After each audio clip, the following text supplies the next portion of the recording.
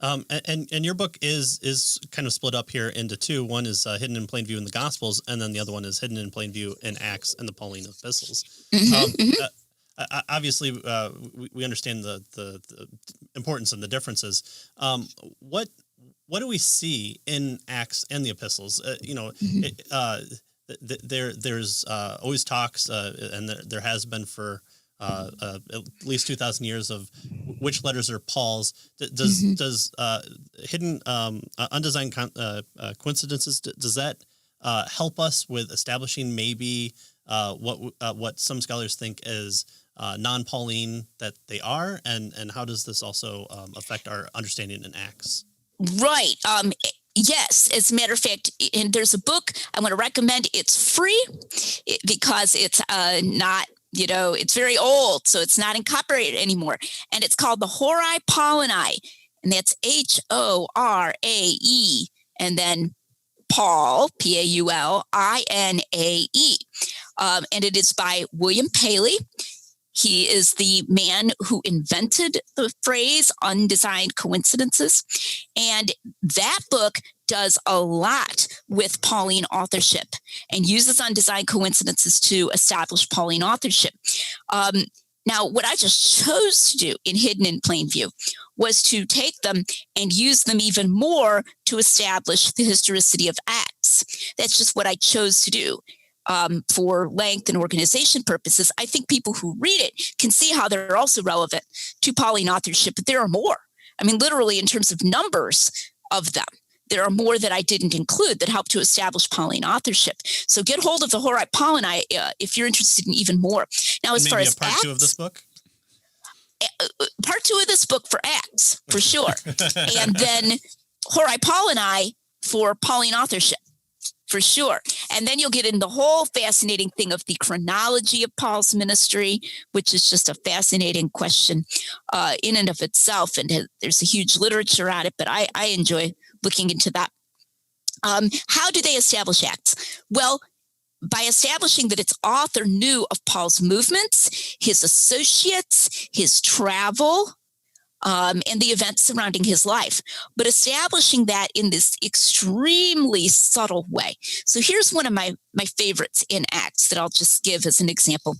In Acts 18, Paul has come to Corinth, and he makes tents part of the week, and then he, it says on the Sabbath, he was, in the synagogue telling that Jesus was the Christ. But it says when Silas and Timothy came from Macedonia, he became, and then it's this very odd phrase. I don't even remember how it goes in the Greek, but different translations translate it differently. The New American Standard translates it completely devoted to the word. Okay. Completely devoted to the word, testifying that Jesus was the Christ. Well, Paul, my goodness, he was always completely devoted to the word. I mean, this is Paul we're talking about, very zealous person. What is that about? It's really weird. And what was it about their coming? Is that just a chance connection that the author is making, or was there something about their coming that caused him to be completely devoted? When you go over to 2 Corinthians, Paul is defending himself that he never has taken money from the church at Corinth. He's writing to the church at Corinth. And he says, I never took any money. I didn't burden you. He said, I robbed other churches to minister to you. Paul's always a little dramatic. He didn't really rob other churches, but that's how he likes to put it. And he says, and when I was with you and was in need, the brothers who came from Macedonia supplied my need. Now we can put these together that they may have brought money, a donation from Macedonia. And notice he doesn't even name them in the epistle, right? But Acts names them as Timothy and Silas. He's been sending Timothy and Silas back up and down, north and south through Greece. It was hard being Paul's friend. They were young. Man, he would be like, go back, now come back. Come after me as quick as you can. Well, go back and talk to the church at Thessalonica, So anyway, so they come to him, and if we conjecture that they brought money, then he would not have had to make tents as much. Right. because it's just mentioned his making tents. He could do more preaching. So that's one of my favorites. And that's how the Acts ones seem to go. They're very subtle like that. And I like that. I think that's even in some ways stronger. So the devotion there then is that he could devote all of his time or the majority of his time as opposed to making tents. Yeah. To the ministry. Yeah. Yeah, he had the thermometer and he kept drawing lines. All right. Yeah, exactly. His thermometer was for that thing he took up, that collection he took up for the people in Jerusalem. You'll remember he mentions that over and over again in the epistles. One of the remarkable things is that Acts never mentions that collection. And yet Acts describes all the places that he went where he was taking up the collection. So you can follow his journey in Acts, okay? And it's the same journey that you can follow in the epistles where he's taking up the collection. But Acts doesn't mention the collection, but it mentions all of the locations. Now I find that extremely cool. At this point, I can place in the book of Acts, let's see, which books?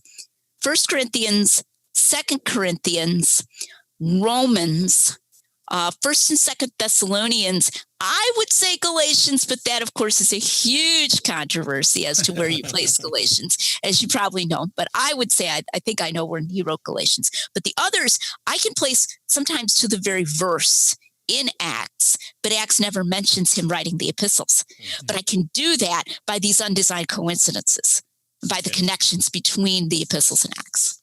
I really like how I think there's a line in this book that says that Luke gives us just so many details that it's just almost overbearing. But yet, Scott, we would almost want more looking at it today. But if you were reading back then, it's like, right, Luke, we got it. Why are you writing this 2,000 years later? And we're like, why isn't Luke mentioning this or this or this? Tell us more. Even some really weird details. One that I call an unexplained allusion, and that's a new kind of evidence that I talk about in the Mirror of the Mask, positive evidence. He says Paul cut his hair at Cenchrea because he had a vow. Now that's like right near Corinth. We don't exactly know. I mean, when you look into Nazirite vows, you're actually supposed to cut your hair in Jerusalem. So why is he cutting his hair in Greece? Because he has a vow. What's this about? Luke does not try to explain it. In fact, Luke was probably a Gentile. You can picture Luke. So Paul cut his hair in Greece because he had some kind of a vow. And he writes it down because he knows it happened, but he doesn't understand it. So he doesn't try to explain it, but he's just writing it down because it's true. Right. And there's all those kinds of things.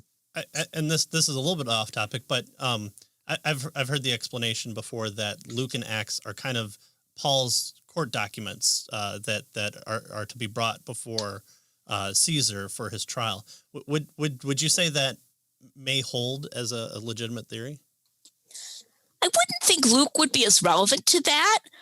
Acts would seem to be relevant, showing his peaceful intention or defending him and so forth. I do think that Acts was written at a time when it potentially could have been used in that way. On the other hand, I pictured Paul is a very independent sort of person who would have probably wanted to stand up and give his defense orally rather than saying, hey, bring these documents kind of thing. So that would be just a conjecture. But they certainly are written by the same person. That I would definitely say. And it is a close companion of Paul.